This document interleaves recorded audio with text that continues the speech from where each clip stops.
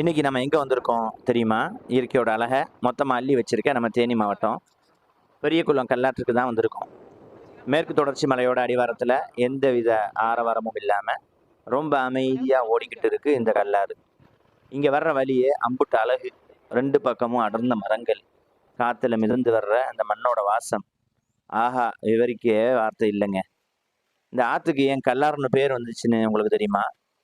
இங்கே வந்த உடனே நமக்கு புரிஞ்சிடும். ஏன்னா அழகான வலுவெடுப்பான பாறைகளுக்கு நடுவில் தான் இந்த தண்ணி சலசலன்னு சத்தம் போட்டுக்கிட்டே ஓடுது.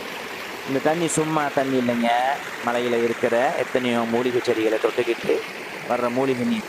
இதில் குளித்தா உடம்புக்கும் மனசுக்கும் அவ்வளோ புத்துணர்ச்சி கிடைக்கும்.